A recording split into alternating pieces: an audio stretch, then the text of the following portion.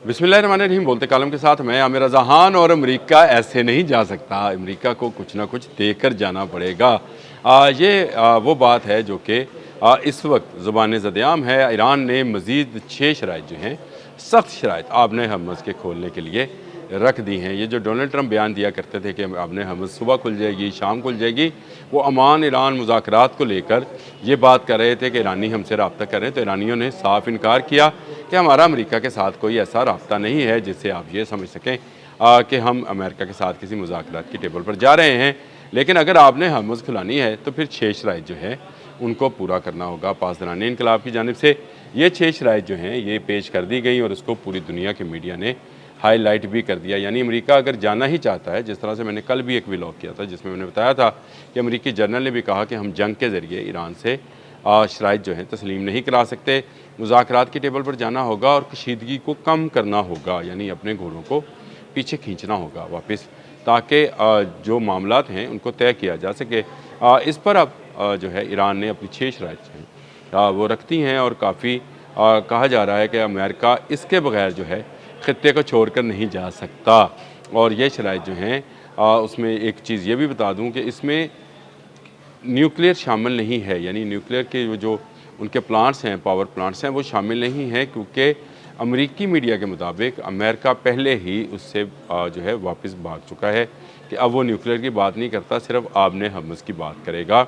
Donald Trump पर ये इल्ज़ाम भी आयद होना शुरू हो गया कि उसने इतनी बड़ी जंग न्यूक्लियर साइट्स के लिए की, लेकिन अब उससे वो बैकआउट कर रहा है, यानी पीछे भाग रहा है। और अब जो पहली शर्त है वो बता दूँ, 6 शराइत जो हैं उनका भी बताऊँ कि वो क्या हैं।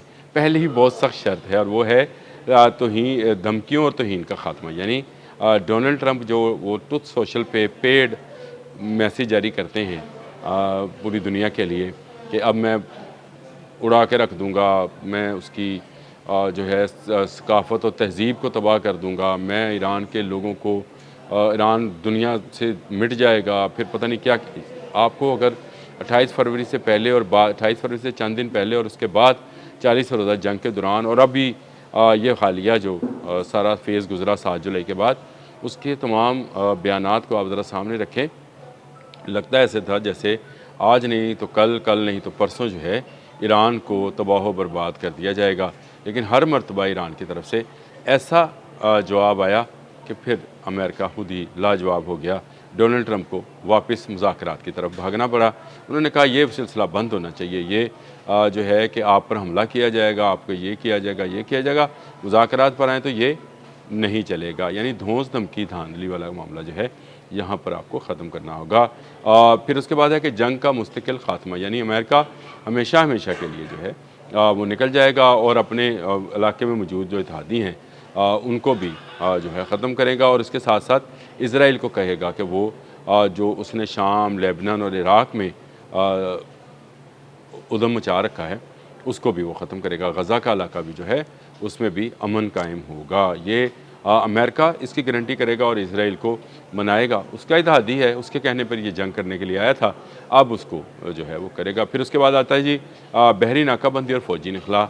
वो जो तमाम अड्डे हैं, पहले उसकी बात कर लेते हैं, जो मिडल ईस्ट में अमेरिका ने बना रखे हैं, उससे इनखला करेगा। यानी इसकी फ़ौजों को जो है वापस किया जाएगा और इससे उसको वापस बुलाया जाएगा फ़ौजों को, यानी उसको अमन की हालत में लाया जाएगा। यानी इस बात को समझे कि जब जंग के हालात होते हैं तो आप फ़ौज की तादाद में और अपने वेपनरी सिस्टम्स की तादाद में, जो कि इंटरसेप्टर्स हैं या अटैकर्स हैं, उनमें इजाफ़ा फरमाते हैं। तो इस इजाफ़े को भी आपको कम करना होगा, अमन के दिनों की सूरत में वापस लाना होगा। अड्डे बिल्कुल खाली या ख़त्म करने का मामला नहीं है, लेकिन आप उनको उस जंगी माहौल से बाहर निकालेंगे और उसको अमन की सूरत में रखेंगे, ताकि आइंदा जो जंग है, जंग वो ना हो। और उसके साथ साथ आप बहरी नाकाबंदी ख़त्म करेंगे। वो ब्लॉकेड जो अमेरिका ने ईरान का कर रखा है कि ईरान अपनी तेल की तजारत और गैस की तजारत ना कर सके और बैरूनी दुनिया से अद्वियात और खुराक ना मंगवा सके, उसको भी ख़त्म करना होगा। अब आपने हर्मुज़ जो है खुलेगी इस सूरत में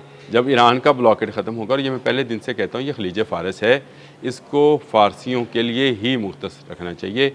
इसके लिए अमेरिका जैसे बाहर से 12,000 किलोमीटर दूर से आकर कोई मुल्क उस पर काबज़ नहीं रह सकता है। और मैंने ये स्टोरी भी की थी अब्राहम लिंकन के हवाले से एक दिन पहले ही, जिसमें मैंने बताया था कि उसमें 5000 फंसे मरीज़ जो हैं उनकी फैमिलीज़ अमेरिका में शोर मचा रही हैं। और वो एक कॉन्फ्रेंस में उन्होंने आपके कायम मुकाम जो नेवल सेक्रेटरी हैं उनको जिनका नाम वो तो हंग नाव उनको पकड़ कर उन्होंने काफ़ी तल्ख़ कलामी भी की थी कि भाई उनके पास ना अद्वियात हैं, ना उनके पास सेहत आमा की सहूलियात हैं, इवन के वाशरूम्स उनके गंदे हैं, उनके पास खुराक सही नहीं जा रही और वो बीमारियों और जहनी अमराज में का शिकार हो रहे हैं। तो ये कहा गया है कि ये बहरी नाकाबंदी भी ख़त्म की जाए। यानी इसका मतलब ये है कि आपका जो अब्राहम लिंकन कहीं दूर ज़ख्मी खड़ा है या आपका कोई और जहाज़ जो है वो आना चाह रहा है, थ्रूडोर रोज़वेल्ट मैंने बताया था कि ये भिजवाना चाह रहे हैं, उसके लिए तैयारी करवा रहे हैं।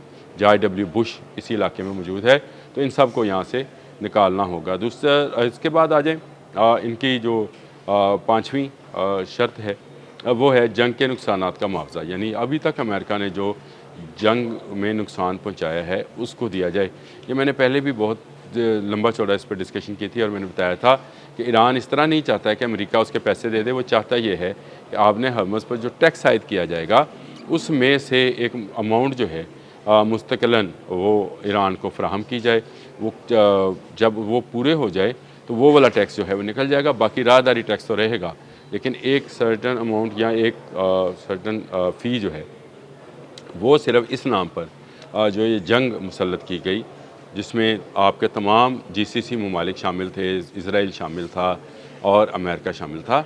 इसमें जो नुकसानात उसके अंदर इंफ्रास्ट्रक्चर के हुए, जो पुल, ट्रेन का सिस्टम, बंदरगाहें, जहाज़, मलाहों की कश्तियाँ, ये सारा एक जो है थर्ड पार्टी ऑर्डर जो है वो कर और उसके लिए एक अमाउंट जो है वो तय कर ली जाए ताकि उसको भी साथ साथ जहाज़ों से वसूल कर लिया जाए। और उसके बाद आती है जी पाबंदियों का मुकम्मल ख़ात्मा। जितनी पाबंदियां हैं ट्रेडिंग की, तजारत की, वो ख़त्म की जाएँ। अद्वियात हैं या बाकी चीज़ें हैं जिस तरह से वो रशिया, चाइना या किसी भी दूसरे मुल्क के साथ, तीसरे मुल्क के साथ ट्रेड करना चाहता है तो उसके लिए कोई पाबंदियाँ नहीं हुई। तो ये वही है कि अगर वो तेल की तजारत करना चाहता है और जहाज़ मंगाना चाहता है तो उसमें आ जाए। फिर उसके बाद आता है मुंजमद असासों की बहाली। अब $6 अरब तो सिर्फ कतर के पास हैं। वैसे तो ये 24 से 25 अरब डॉलर हैं जो कि अमेरिका के पास भी हैं, लेकिन शुरू में ये बात तय हुई थी जब इस्लामाबाद टॉक्स हुई थी कि कतर के $6 अरब जो हैं उनमें से पहली किस्त $3 अरब जो है पहले 30 दिनों में दी जाएगी, उससे अगले 30 दिनों में अगले $3 अरब दिए जाएंगे और उसके बाद मरहलावार एक किस्त की सूरत में अमेरिका बाकी के डॉलर जो हैं मंजमद असासे जो हैं वो हवाले करेगा।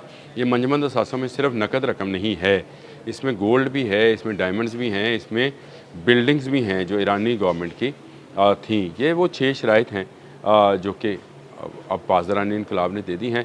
भाई भागना ही चाहते हो तो सलीके से भागो, यानी दे दला के भागो। इस तरह से आओ और नुकसान करके चले जाओ, ये नहीं चलेगा। अमेरिका इस जंग से जान छुड़ाना चाहता है, लेकिन अब उसे कुछ देकर ही जान छोड़ना होगी।